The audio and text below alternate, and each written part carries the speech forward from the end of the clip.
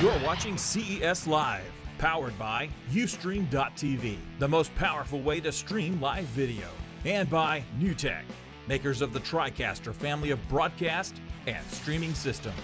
And now, CES Live. Hey guys, welcome back to our continuing coverage of CES 2014. We are live, we are in Las Vegas. I'm John P. I'm Renee Ritchie. And this is David Rodgers from Elite Screens. Woo! How are you, sir? I'm good. How are you, John? I'm good. I have to admit, the guys in the chat room are a little upset because I didn't ask you what you had for lunch today. Can't believe it, John. I know. Typically, when we have people on getting mic'd up, the standard question for the mic check is, what did you have for lunch? Saboro's Pizza, the breakfast and lunch of champions. Nice. Now you all played, know sir. what he had for breakfast. How has CES been treating you this year? CES was good, a little slow on day one because everybody was still frozen. In the tundra northeast? We left the door open to Canada. Sorry about that. Yeah. You know? Yeah, you should have shut Yeah, that thanks when for you that were- holiday yeah. card, by the way. You're welcome. So you guys have heard us talk about Elite Screens over and over. Their name says it all. They are the elite of the screen manufacturing world. So like when people want to put a projection screen in their nice, beautiful home or their office environment, you guys make all that stuff. Yeah, we really do. I mean, there are so many great makers out there, and they focus on these product lines that are really at a top tier, and we thought, well, you know, that top tier is great, but can we make that for the regular retail channel? Now, we do have our dedicated line of custom install stuff, but we can't forget our CE retail consumers, such as this show. Regular people. Yeah. And the bottom line is you shouldn't have to mortgage your house, sell your firstborn to have that quality in your home. A lot of people aren't doing the dedicated home theaters anymore, and so you need a product for a little versatility in that room. You know, you want to do more than just one thing with your media room. Absolutely. We have one of my friends, actually she was here co-hosting with you, Georgia. Yeah. She has one of your screens in her house and it's on the wall. It made home theater totally accessible to them with the projector and the screen. Awesome, glad to hear It's it. fantastic. Glad to hear it. So tell us, I mean, recently we took a look at one of your relatively new products that was designed for portable, even outdoor use. Yeah. Tell us about that, and did you introduce anything else new here at the show? Well, what you're talking about is a Yard Master, and I loved that review. Thank you. I'm glad it went over just fantastic. We loved it. The Yard Master really came about because people came to us and said, hey, those inflatable outdoor screens are great, but they're a logistical nightmare and they're expensive, and when that little inflatable motor thingy breaks, what do we do? So he said, well, we can do something that will be a lot more portable, a lot more affordable, a lot more easy to pack away, and you know, set it up, bolt it down, and you can have your presentation in the park, and you're awesome. Yeah.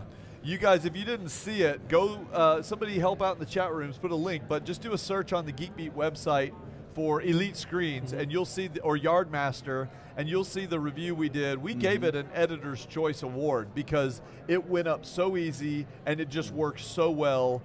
Even you could do it. Even you could love I it. could do it. Yeah. Everybody needs one of these. But, so that was great. Tell us, what else have you guys been bringing out here recently that you're showcasing at the show? Well, we've really been pushing with an ambient light rejecting technology.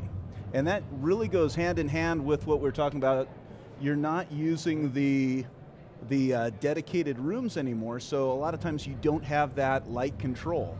So we developed a product that essentially will reflect your image, but it has a contrast layer that will shield you from all the effects of, you know, the washout effects from your ambient light screen, making it a real milky image.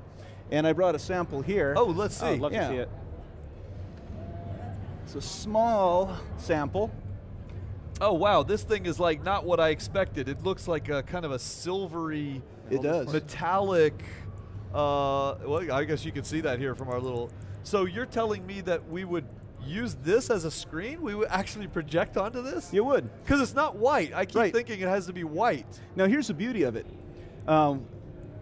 The diffusion layer actually absorbs a lot of this ambient light, and that's why you're seeing a darker image. You hit it directly with your projected light, and suddenly you've got this bounce back. This is a 1.8 gain material as opposed to 1.0, which is your typical matte white. Huh. And what it's going to do, it's going to give you a, this is our polar star, it's going to give you a much sharper image. You're going to get that contrast. You don't have to dim the lights necessarily.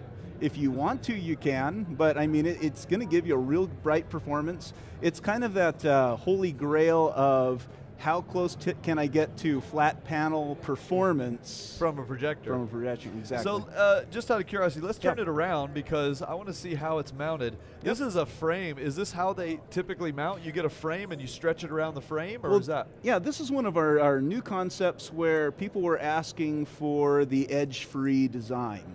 So we're now working on a product where it just wraps around the frame, because past attempts at this, it was just one big rigid piece and it's a shipping nightmare. Oh yeah. So we want something that'll ship a lot more easy. It's a lot easier for consumers to get. You can stick this in a tube, then at the other end they put 4 screws in on each corner, assemble it, stretch the thing, bang, you're done. Yep.